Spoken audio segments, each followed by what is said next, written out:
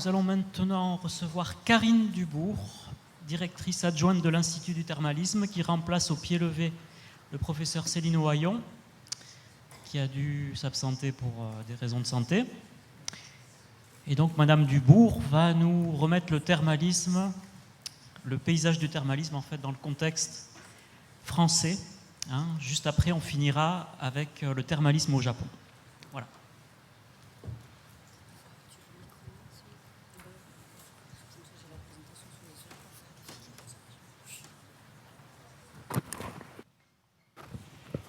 Donc, bonjour à tous.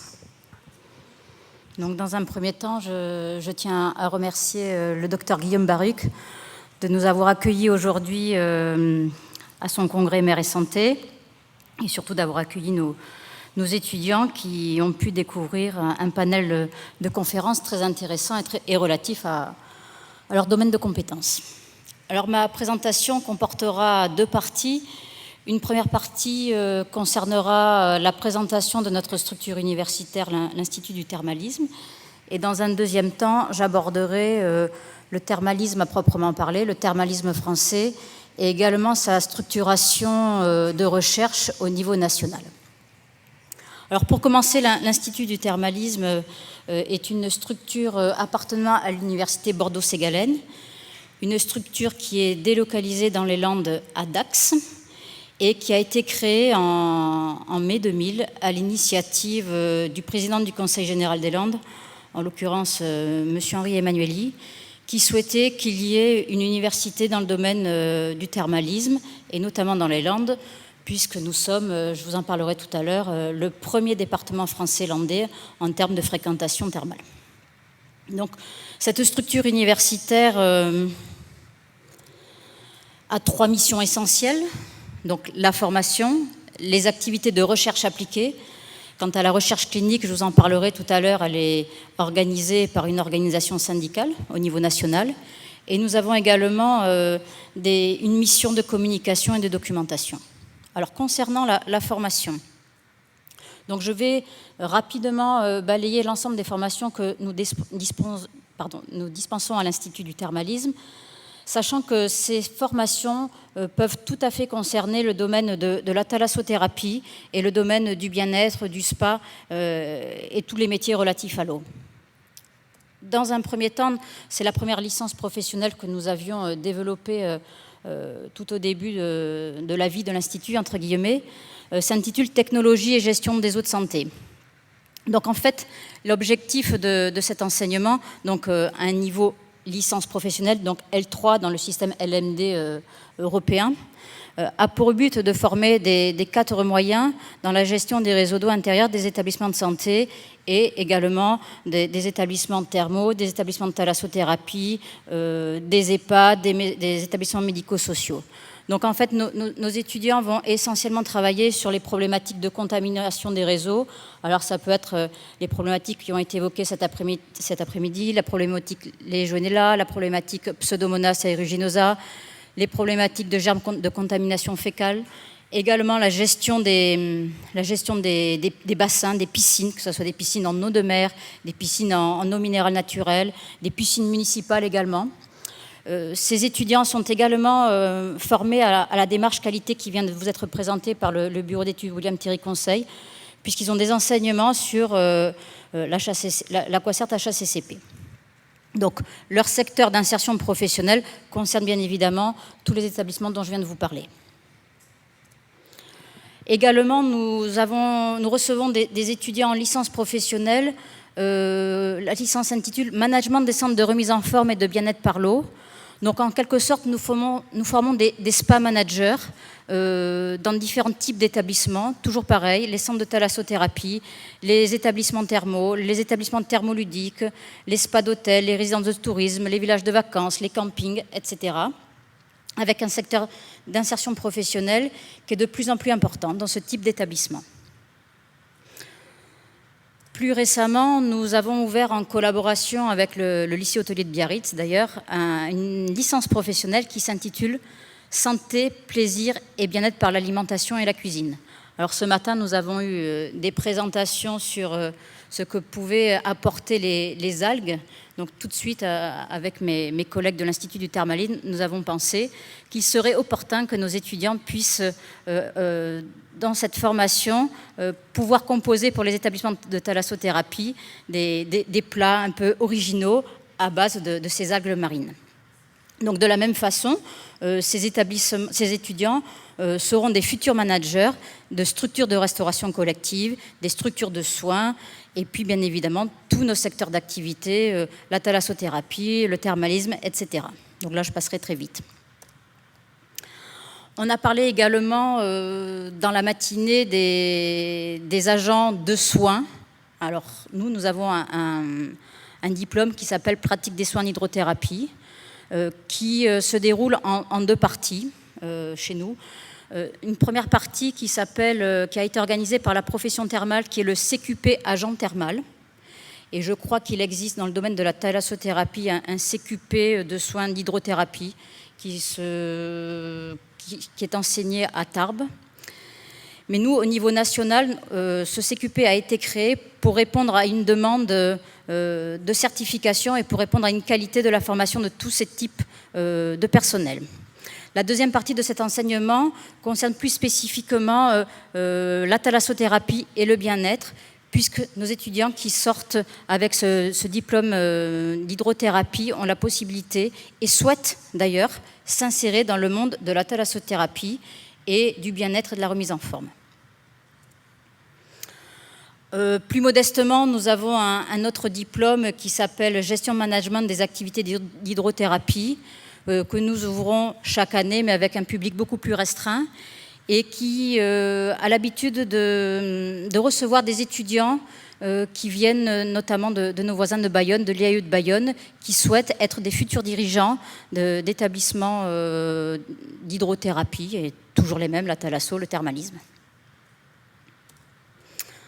À côté de ces diplômes, alors à la fois nationaux et universitaires, nous avons l'habitude de pratiquer des formations médicales continues, des formations professionnelles continues à la demande des professionnels sur site ou alors dans nos locaux. Et nous organisons également des formations médicales continues pour les médecins, mais nous ne délivrons pas de diplôme pour les médecins puisque nous sommes un institut du thermal. Nous sommes un institut et nous n'avons pas l'habilitation pour délivrer des diplômes de médecine.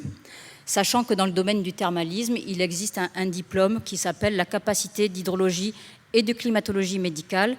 Mais notre université, malheureusement, faute de candidats, ne dispense plus ce diplôme.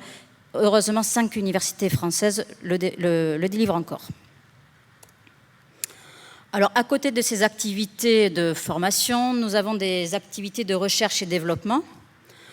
Et nos axes de recherche s'orientent vers essentiellement les aspects sanitaires sur les réseaux d'eau et sur les bassins, c'est-à-dire les piscines. Nous avons aussi une activité sur les génies des procédés, sur l'économie de la santé, et grâce à de nombreux partenaires, nous avons des travaux de thèse qui ont été réalisés, qui sont en cours. Alors, concernant nos activités de recherche appliquée, nous travaillons actuellement sur la désinfection des piscines publiques et thermales. Alors, les puristes du thermalisme disent que nos piscines thermales sont des piscines dites atypiques, puisque nous avons un fluide qui est une eau minérale naturelle, qui n'est pas facile à gérer, donc on a l'habitude de les mettre dans ce tiroir piscine atypique, et d'ailleurs les piscines en eau de mer sont également des piscines dites atypiques.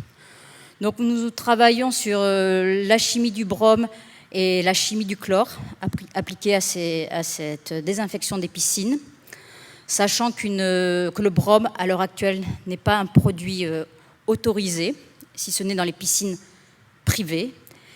Alors, il existe un paradoxe, parce que dans la chimie des eaux de mer, quand on désinfecte un bassin d'eau de mer avec du chlore, on fabrique artificiellement du brome.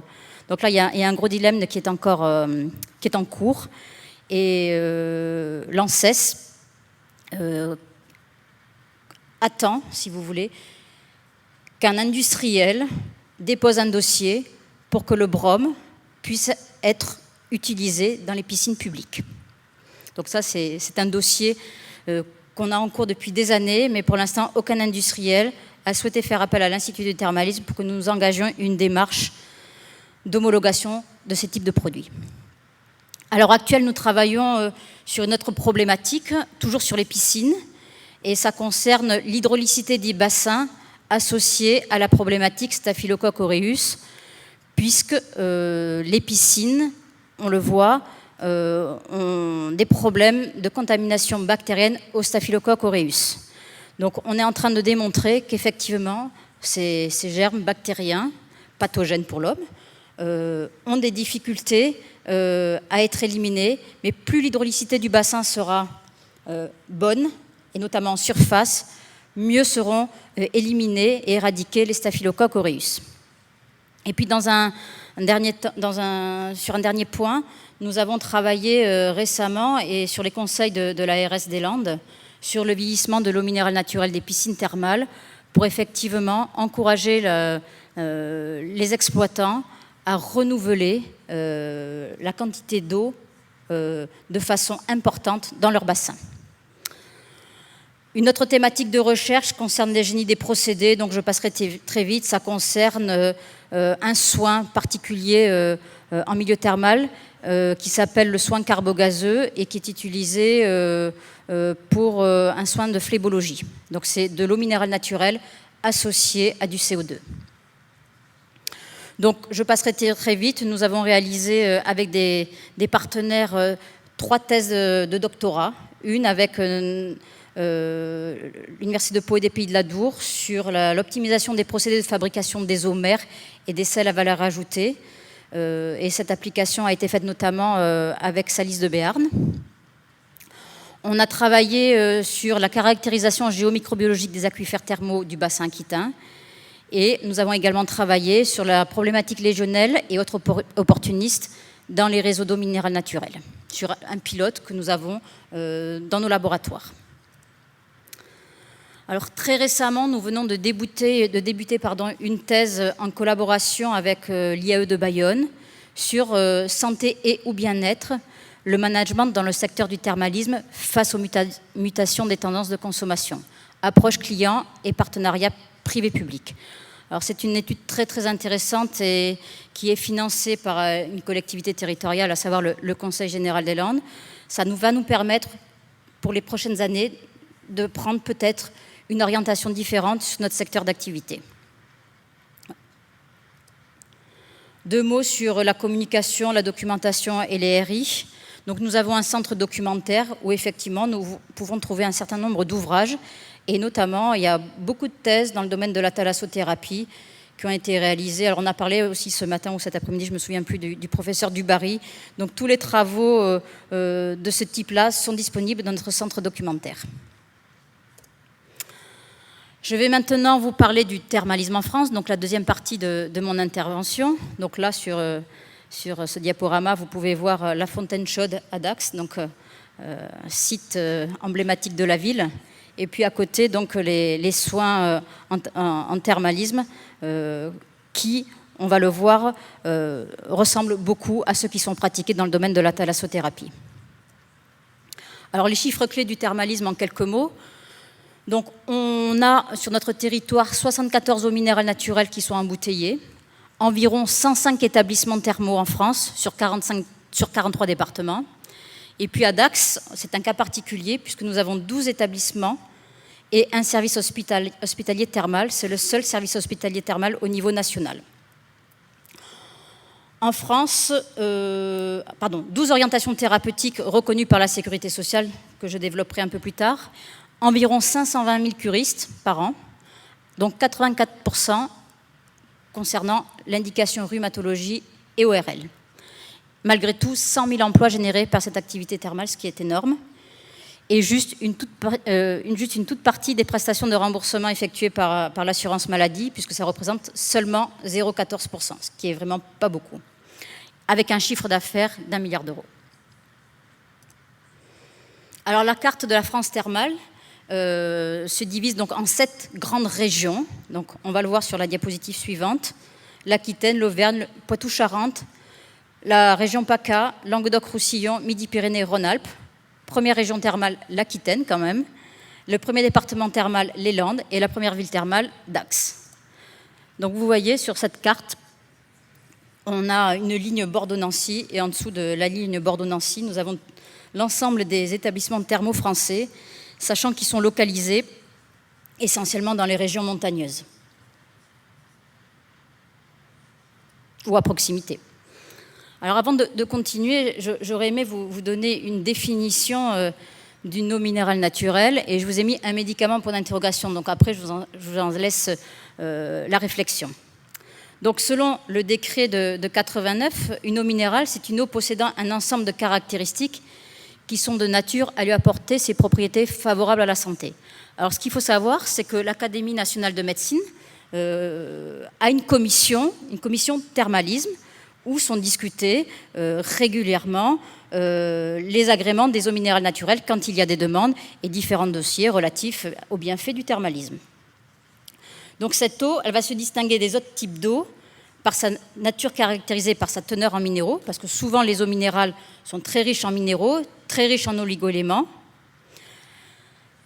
Elles doivent posséder une pureté originelle, sans micro-organismes. Alors là, je fais une petite parenthèse réglementaire, puisque depuis juin 2000, on a une réglementation très rigoureuse concernant les eaux minérales naturelles, impliquant 0 bactéries à la ressource et au point d'usage. Si effectivement des bactéries pathogènes sont retrouvées, la sanction peut tomber et l'établissement peut fermer dans sa totalité. Alors parfois, ce sont juste des zones de soins qui sont fermées, c'est un moindre mal, mais il est arrivé que des établissements ferment. L'exemple le plus récent et le plus dramatique a été l'établissement thermal de Terre 6 dans les Landes dans les années, je dirais 2000-2002 par là. Et dernier point, une stabilité des caractéristiques physico-chimiques de cette eau, notamment sa composition, la température à l'émergence. Donc je vous ai simplement mis un extrait de la définition de l'eau minérale. Alors c'est important ce petit tableau que je vous ai fait. J'ai fait un petit récapitulatif entre eau minérale, eau de source et eau de mer. Donc concernant les eaux minérales et les eaux de source, elles sont d'origine profonde, elles viennent du sous-sol. L'eau de mer, on l'a vu toute la journée, viennent bien évidemment des océans et des mers. Et on a coutume de dire qu'une eau minérale naturelle n'est pas potable. Alors pourquoi elle n'est pas potable? Ça peut vous paraître un petit peu bizarre ce que je vous raconte, mais elle est buvable. Elle est non potable à cause, bien évidemment, de ces éléments minéraux qui parfois sont en excès par rapport à ce que recommande la réglementation sur l'eau potable. C'est pour ça qu'on dit qu'elle est non potable. Alors on va prendre l'exemple d'une eau minérale, je ne sais pas, l'eau départ par exemple. C'est une eau très riche en magnésium et le magnésium a des vertus thérapeutiques. Donc on considère qu'elle est non potable à cause de cette quantité qui est en excès par rapport à ce que préconise la réglementation. Donc l'eau de source est potable, l'eau de mer est non potable. Et je vous ai mis en rouge les démarches qui sont effectuées concernant le service médical rendu par le thermalisme. Effectivement, on a dit tout à l'heure qu'il y avait des propriétés qui étaient favorables à la santé, qui étaient reconnues par l'Académie de médecine. Eh bien, la recherche clinique en thermalisme a souhaité travailler sur le service médical rendu par cette activité. Concernant l'eau de mer, on en parlera peut-être tout à l'heure, ça serait peut-être une démarche analogue à mettre en place et à développer. Les eaux minérales sont utilisées à la fois en embouteillage et à la fois en soins. Les eaux de source uniquement pour l'embouteillage et l'eau de mer, on l'a vu, en soins. Dans le thermalisme, il y a 12 orientations thérapeutiques que je vais passer très vite. La rhumato, la phlébologie, la dermatologie et stomatologie, les voies respiratoires, les affections gynécologiques, les affections de l'appareil urinaire du trouble métabolique, la neurologie, les affections psychosomatiques, les maladies cardio-artérielles, les maladies de l'appareil digestif et les maladies métaboliques, le trouble du développement chez l'enfant et les affections des muqueuses bucco-linguales. Sachant que la rhumatologie et les voies respiratoires sont les deux orientations prépondérantes. Alors là, quelques soins. Donc, je pense qu'en regardant ces photos, vous retrouvez des soins analogues à ceux qui sont dispensés dans le milieu de la thalassothérapie. Donc là, ce n'est pas une application d'algues, c'est une application de boue.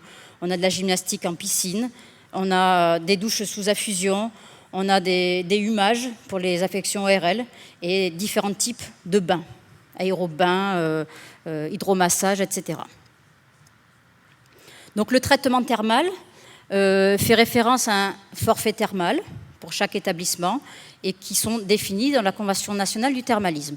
Donc une cure, ça dure 18 jours avec des soins internes, c'est-à-dire la cure de boisson, et des soins externes, c'est-à-dire tous les bains dont je viens de vous parler, les deux étant souvent combinés, et bien évidemment sur prescription médicale, puisque pendant la cure, le patient doit voir 3 fois son médecin, en début de cure pour la prescription des soins, en milieu de cure et en fin de cure.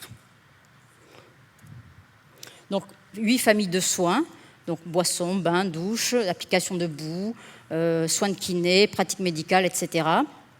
Donc on peut venir en cure thermale pour une orientation thérapeutique ou pour 2 orientations thérapeutiques. Alors un exemple, si vous venez pour une cure de rhumatologie associée à une cure pour les voies respiratoires, alors ça ne sera pas à Dax, ça sera plutôt à Cambo, vous aurez 72 soins en rhumatologie et 54 séances de soins en ORL. Par contre, si vous faites qu'une cure voie respiratoire, vous aurez pendant les 3 semaines 108 soins. Alors, pour terminer, je souhaiterais vous parler de l'organisation de la recherche clinique en France. Dans les années 2000, a été créé au niveau national le CNET, ou Conseil national des exploitants thermaux, qui est une organisation syndicale regroupant l'ensemble des établissements thermaux sur le territoire national. Donc ils avaient plusieurs missions, ils ont une commission pédagogique, une commission sociale, une commission communication, et en 2004, ils ont créé l'AFRET, qui est l'Association française pour la recherche en thermalisme. Et ils ont été, si vous voulez, les promoteurs de la recherche thermale afin d'en évaluer le service médical rendu. Alors, comment ils ont financé leur recherche, puisque c'est une association, très simplement, ils font cotiser au travers du forfait thermal les curistes. Donc sur le forfait thermal, il y a une petite somme par curiste qui est récupérée pour financer cette recherche thermale. Donc ils ont récupéré depuis 2004 1 à 1,5 million d'euros financés, donc ce que je vous disais, par les curistes eux-mêmes, avec 7 appels à projets à ce jour. Alors 4 études cliniques ont été publiées. Alors très rapidement, il y a une étude clinique qui a été publiée en 2006, Stop Tag, qui est Stop aux troubles anxieux généralisés, qui a eu pour but de comparer l'efficacité du thermalisme, orientation psychosomatique, à celle de la paroxétine, qui est donc un antidépresseur et plus communément appelé Deroxate. Une autre étude en 2009, Thermarthrose, qui est la démonstration que la cure thermale est plus efficace que les traitements habituels contre la gonarthrose. En 2010, une autre étude, Maatherm, démonstration que le thermalisme est une alternative efficace, éprouvée dans la prise en charge du surpoids et de l'obésité. Et plus récemment, il n'y a pas très longtemps, une étude qui porte sur les suites du cancer du sein chez la femme et sa prise en charge par le thermalisme. Une très très belle étude. Tout ce que je peux vous dire, c'est que ces 4 études ont été publiées dans des revues reconnues avec un impact factor non négligeable. 2 nouvelles études pour la fin 2013, une qui s'intitule Thermévène, qui est l'étude sur la prise en charge de l'insuffisance veineuse sur plus de 400 patients recrutés pendant les diverses stations françaises à visée phlébologique. Elle évaluera notamment l'évolution du score de gravité de la maladie veineuse, de la douleur, des capacités fonctionnelles et de la qualité de vie des patients.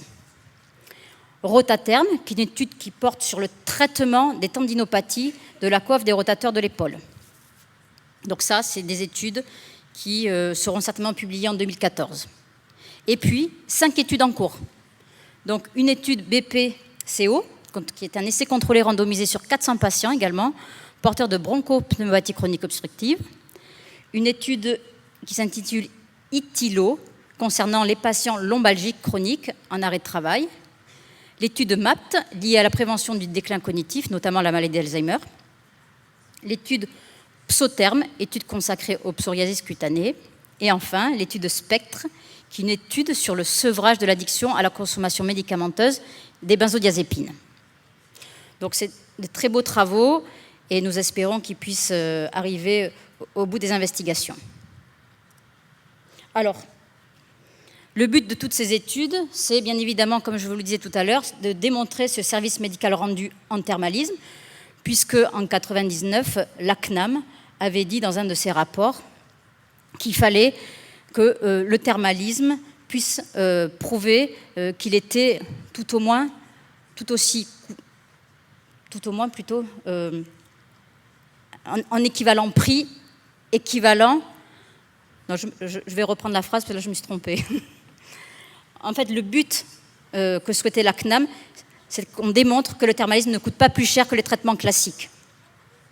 Donc, les études qui ont été publiées le démontrent parfaitement. Alors, à côté de ce SMR, il y a des nouveaux champs de compétences qui apparaissent. La prévention, la participation aux soins de suite et un nouveau concept très très à la mode qui est l'éducation thérapeutique du patient, dont notre ministre de la Santé, Marisol Touraine, vient de publier un rapport concernant les nouvelles orientations que pourrait prendre notre médecine, notre prévention, et elle parle notamment de l'ETP. Dans le thermalisme, il y a une étude pilote qui est en train d'être lancée à Dax sur les patients fibromyalgiques.